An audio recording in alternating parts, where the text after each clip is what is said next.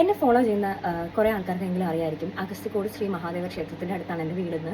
അപ്പോൾ അവിടെ ഓരോ വട്ടം ശിവരാത്രി സ്പെഷ്യൽ ഒരുപാട് ഘോഷയാത്രയും കാര്യങ്ങളും അത് റിലേറ്റഡ് കുറേ പ്രോഗ്രാംസ് ഒക്കെ ഉണ്ടാവും. അപ്പോൾ വീടിൻ്റെ ഫ്രണ്ടിൽ നിന്ന് കഴിഞ്ഞാൽ ഈ ഘോഷയാത്രയൊക്കെ പോകുന്നതും ഈ പുരയിടത്തിൽ നിൽക്കുമ്പോൾ നമുക്ക് കാണാനൊക്കെ നല്ല വ്യക്തമായിട്ട്. അപ്പോൾ അതുകൊണ്ട് തന്നെ എനിക്ക് കൈൻഡ് ഓഫ് സ്പെഷ്യലാണ് എല്ലാ വട്ടം ശിവരാത്രി. എനിക്ക് തോന്നുന്നു യൂട്യൂബ് സ്റ്റാർട്ട് ചെയ്തിട്ട് ഓൾമോസ്റ്റ് ഒരു 2 years ആവുന്നു. അപ്പോൾ ഈ 2 years നടന്നിട്ടുള്ള ഘോഷയാത്ര, ശിവരാത്രി സ്പെഷ്യൽ എല്ലാം ഞാൻ വീഡിയോസ് ചെയ്തിട്ടുണ്ട്. അപ്പോൾ ഈ വട്ടവും 3ാമത്തെ വർഷം ശിവരാത്രിയാണ്, വരാൻ പോവാണ്. എനിക്കൊന്ന് ഫെബ് ലാസ്റ്റാണ്. അപ്പോൾ ഇപ്പോൾ ഫെബ് സ്റ്റാർട്ട് ആയിട്ടുണ്ട്. ഞാൻ ഈ വീഡിയോ എടുക്കുന്നത് ഫെബ് 2 കേട്ടോ. അപ്പോൾ ഫെബ്രുവരി 1 ഒരു സന്തോഷമായിട്ടുള്ളൊരു കാര്യം ഉണ്ടായിട്ടുണ്ടായിരുന്നു. ഞാൻ അതിൻ്റെ വീഡിയോ അപ്ലോഡ് ചെയ്യാം കേട്ടോ. അപ്പോൾ അത് എൻ്റെ ലൈഫിൽ എൻ്റെ ഹോം ടൗണിൽ നിന്ന് എനിക്ക് കിട്ടുന്ന ഒരു റെക്കഗ്നീഷൻ എന്ന് പറയാം. അല്ലെങ്കിൽ എൻ്റെ ഹോം ടൗൺ എന്നെ ആദരിച്ചിട്ടുണ്ടായിരുന്നു. എന്നെ അവരുടെ ശിവരാത്രി സ്പെഷ്യൽ നോട്ടീസിൻ്റെ പ്രദർശനത്തിനായിട്ട് ഗസ്റ്റായിട്ട് വിളിച്ചിട്ടുണ്ടായിരുന്നു. അങ്ങനെ ഞാൻ പോയതാണ്. അപ്പോൾ അവിടെ ചെന്ന് എനിക്ക് ഒരു ചെറിയ ആദരവും കാര്യങ്ങളൊക്കെ കിട്ടിയിട്ടുണ്ടായിരുന്നു. So I was very happy. പ്രത്യേകിച്ച് നമ്മുടെ ഹോം ടൗണിൽ നിന്ന് കിട്ടുമ്പോഴത്തേക്ക് it feels kind of special അല്ലേ. അതാണ് February 1 it was kind of എനിക്ക് ഭയങ്കര ഒരു ഇതായിട്ടുള്ള സന്തോഷമായിട്ടുള്ള ഒരു ദിവസമായിരുന്നു. So today is Feb 2. ഇന്ന് നമ്മളുടെ അമ്പലത്തിൽ ഇത്രയും നാളും കൊടിമരം ഇല്ലായിരുന്നു. അപ്പോൾ ഇപ്പം 2 കൊടിമരമാണ് അറ്റ് എ ടൈം വരുന്നത്. അപ്പോൾ ആ കൊടിമരത്തിൻ്റെ ഇത് പാർട്ടായിട്ട് കുറച്ച് പ്രോഗ്രാം കാര്യങ്ങളൊക്കെ ഉണ്ട്. അപ്പോൾ അതിന് വേണ്ടിയിട്ട് പോവുകയാണ്. അപ്പോൾ നമ്മുടെ വീട്ടിൽ നിന്നും അതിലുള്ള ഒരു കോൺട്രിബ്യൂഷൻ ഉണ്ടായിരുന്നു, ഒരു ചെറിയൊരു എമൗണ്ട് കോൺട്രിബ്യൂഷൻ ഉണ്ടായിരുന്നു. ഫാമിലിയിൽ നിന്നും അച്ഛനും എൻ്റെ മാമനും ഒക്കെ കൂടിയിട്ട് കോൺട്രിബ്യൂട്ട് ചെയ്തിട്ടുണ്ടായിരുന്നു. അപ്പോൾ ആ ഒരു റീസൺ കാരണം നമ്മളിപ്പോൾ ഫാമിലിയായിട്ട് വിളിച്ചിട്ടുണ്ട്. സോ നമ്മൾ അങ്ങോട്ടേക്ക് പോവുകയാണ്. ഇപ്പോൾ റെഡി ആയിട്ട് ഇങ്ങനെ ഇരിക്കുക. ഭയങ്കര ചൂടാണ്. രാവിലെ നല്ല ഈവൻ വൈകുന്നേരം സൺസെറ്റ് ആ ഒരു ടൈമിലും നമുക്ക് പുറത്തിറങ്ങാനും പറ്റില്ല. ഞാൻ ജസ്റ്റ് ഇപ്പോൾ പുറത്ത് പോയിട്ട് കുറച്ച് സാധനങ്ങൾ വെച്ചിട്ട് വന്നേ ഉള്ളൂ. ഭയങ്കര ചൂട്. ഈവൻ ഫാൻ ഇട്ടിട്ടാണ് ഞാൻ ഇരിക്കുന്നത്, എന്നിട്ടും ചൂട്.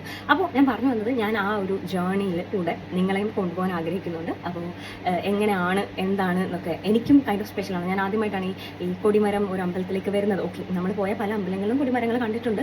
അപ്പം പക്ഷേ അതെങ്ങനെ വന്നു, എന്താണ്, അപ്പം ഇതിന് കുറേ ഒരു പ്രോസസ്സൊക്കെ ഉണ്ട്. അപ്പം കുറേ നാളിത് എണ്ണത്തോണിയിൽ ഇട്ട് വെച്ചിട്ടുണ്ട്. എന്നാൽ കുറച്ച് നാളുകളായിട്ട് ഇതിൻ്റെ കുറേ പ്രോസസ്സ് നടക്കുന്നുണ്ട്.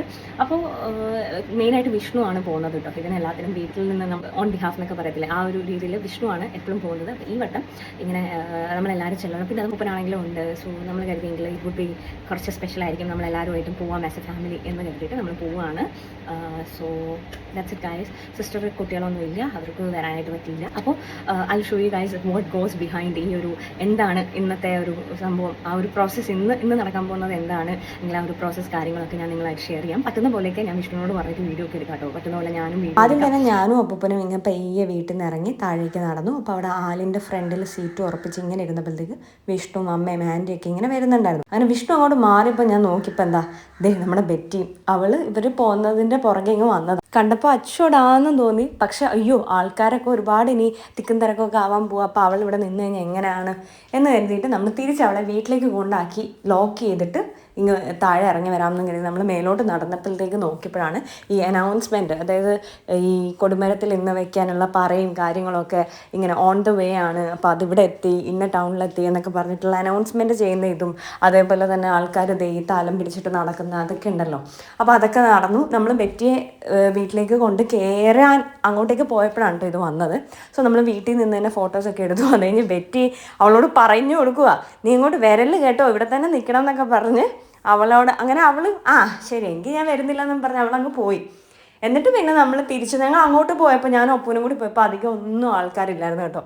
അത് കഴിഞ്ഞതിന് ശേഷം ഞങ്ങളിപ്പോൾ ബെറ്റിനെ കൊണ്ടാക്കി തിരിച്ചു വന്നപ്പോഴത്തേക്ക് നോക്കിയപ്പോൾ ഫുൾ ആൾക്കാരായിട്ടുണ്ട്. ആദ്യമേ ചെന്ന് അവിടെ സീറ്റ് ഉറപ്പിച്ചതുകൊണ്ട് നമുക്ക് സീറ്റൊക്കെ കിട്ടി. അങ്ങനെ ഞങ്ങളവിടെ നിന്നപ്പോഴത്തേക്കാണ് അമ്മയുടെ കുറേ ഫ്രണ്ട്സൊക്കെ വന്നു, നമ്മുടെ സീത ആൻറ്റി, സിന്ധു ആൻറ്റി. അപ്പോൾ ഇവരുമായിട്ടൊക്കെ വർത്തമാനം പറഞ്ഞ് അമ്മ വളരെ റെയറായിട്ടാണ് കേട്ടോ അമ്പലത്തിൽ പോകുന്നത്. ഈ അമ്പലത്തിൽ ശിവൻ്റെ ഒരു വലിയ സ്കൾപ്ചർ ഉണ്ട്. അന്ന് കണ്ട ഒട്ടുമിക്ക ആൾക്കാർ എൻ്റെ അടുത്ത് ചോദിച്ച ഒരേ ചോദ്യമാണ്, ഇപ്പോൾ സീരിയലൊന്നും ഇല്ല, ഇപ്പോൾ ഏതാ പുതിയ വർക്കൊന്നും ആയില്ലേ, ഏതാന്നൊക്കെ ആയിരുന്നു അവർക്ക് അറിയേണ്ടത്. ഇല്ല, ഞാനിപ്പോൾ വർക്ക് ചെയ്യുന്നില്ല എന്ന് പറഞ്ഞ് ഞാൻ തന്നെ മടുത്തു പോയി. കൊള്ളാവോ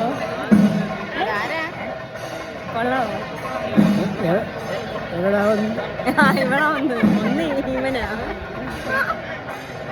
അപ്പൂപ്പൻ തന്നെ കുറേ ബന്ധുക്കളെയും പണ്ട് കണ്ടുകൊണ്ടിരുന്ന ഡെയിലി അമ്പലത്തിൽ പോകുമായിരുന്നു അപ്പൂപ്പൻ കേട്ടോ. ഇപ്പോൾ കുറച്ച് നാളായിട്ടാണ് പോവാതെ. അപ്പം ഡെയിലി കാണുന്ന അപ്പൂപ്പൻ്റെ കുറേ ഫ്രണ്ട്സും ഒക്കെ ഉണ്ടായിരുന്നു. അപ്പോൾ അവരെയൊക്കെ കുറേ പേരെ കണ്ടു, സംസാരിച്ചു. അപ്പൂപ്പൻ ഇവരൊന്നും ഓർമ്മയില്ലെങ്കിൽ പോലും അപ്പൂപ്പൻ എല്ലാവരോടും ചിരിച്ച് വളരെ ഡിപ്ലോമാറ്റിക് ആയിട്ട് വർത്തമാനം പറയുമായിരുന്നു. ദീപാരാധനയൊക്കെ കഴിഞ്ഞിട്ടാണ് പ്രോഗ്രാം ശരിക്കും പറഞ്ഞാൽ സ്റ്റാർട്ട് ചെയ്തത് കേട്ടോ. അപ്പോൾ അപ്പോഴത്തേക്ക് ഈ പടക്കം പൊട്ടിക്കുന്നുണ്ടായിരുന്നു.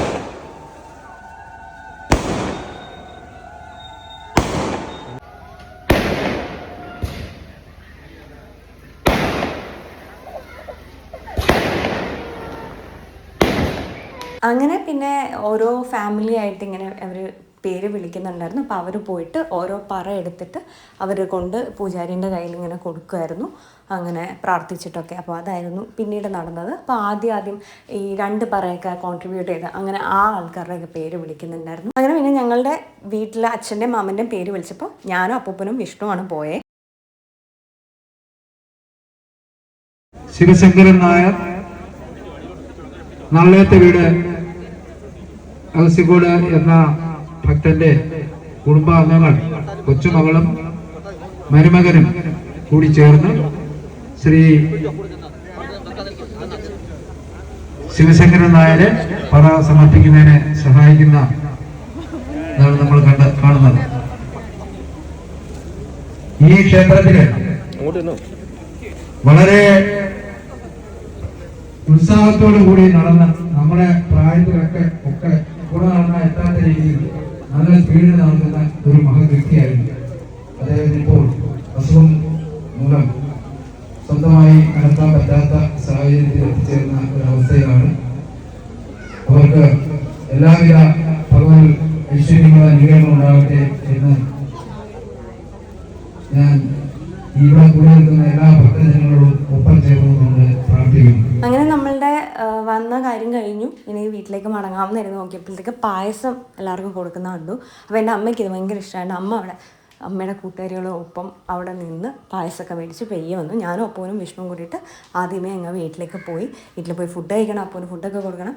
സോ ഞങ്ങളിങ്ങനെ പെയ്യെ അങ്ങോട്ടേക്ക് തെറിച്ചു. അപ്പോൾ വീടിൻ്റെ ഫ്രണ്ടിൽ തന്നെ ഏതൊരു മഹാൻ വണ്ടിയൊക്കെ പാർക്ക് ചെയ്തിട്ട് പോകുന്നുണ്ടായിരുന്നു. ഇവിടെ ലൈറ്റൊക്കെ ഇട്ടിട്ടുണ്ടായിരുന്നു. നോക്കിയപ്പം തൊട്ട് ഫ്രണ്ടിലൊരു വീടുണ്ട്. ആ വീട്ടിലെന്ന് പറഞ്ഞു കഴിഞ്ഞാൽ നമ്മുടെ കുടുംബ വീടാണ്. അവിടെ വെട്ടമൊന്നുമില്ല. അപ്പോൾ അവിടെ ആരും ഇല്ല എന്ന് മനസ്സിലാകാനെങ്കിലും പറ്റും. ഇത് ഫുൾ ലൈറ്റും ഇട്ടിട്ട് പോയിട്ട് പോലും അവരങ്ങനെ വണ്ടി ഇട്ടിട്ട് പറഞ്ഞാൽ എന്തൊരു മര്യാദകളാണ്. ഈവൻ ശിവരാത്രി ടൈമിലും പലപ്പോഴും ഇത് സംഭവിക്കാറുണ്ട്. അതുകൊണ്ട് തന്നെ നമ്മളുടെ വീട്ടിൽ നിന്ന് വണ്ടി എടുത്ത് എങ്ങോട്ടെങ്കിലും പോകണമെങ്കിൽ പറ്റാത്ത അവസ്ഥ ഉണ്ടായിട്ടുണ്ട്. എല്ലാ വർഷവും നടക്കുന്ന സംഭവങ്ങളാണ് കേട്ടോ ഇതൊക്കെ. ഇത് പക്ഷേ എനിക്ക് കാണുമ്പോൾ ഭയങ്കരമായിട്ട് ദേഷ്യം വരാറുണ്ട്. പക്ഷെ നമ്മൾ വരുമ്പോഴത്തേക്ക് ഇവർ വണ്ടി എടുത്തിട്ട് പിന്നെ പോവുകയും ചെയ്യും. അതുകൊണ്ട് കാണാനോ മിണ്ടാനൊന്നും പറ്റാറില്ല. പലപ്പോഴും ഇതേപോലെ വണ്ടി ഇട്ടിട്ട് പോയിട്ട് അവിടെ ട്രാഫിക് ഉണ്ടാകാറുണ്ട്. അതായത് വണ്ടികൾക്ക് അങ്ങോട്ടും ഇങ്ങോട്ടും പോകാൻ പറ്റാണ്ട് എത്രയോ വട്ടം ഉണ്ടായിട്ടുണ്ട്. അപ്പോൾ അത്രയേ ഉള്ളൂ ഗൈസ്. എല്ലാവർക്കും വീഡിയോ ഒക്കെ ഇഷ്ടമായെന്ന് കരുതുന്നു. അടുത്ത വീഡിയോ കാണാം. Till then, take care and bye-bye. Stay tuned.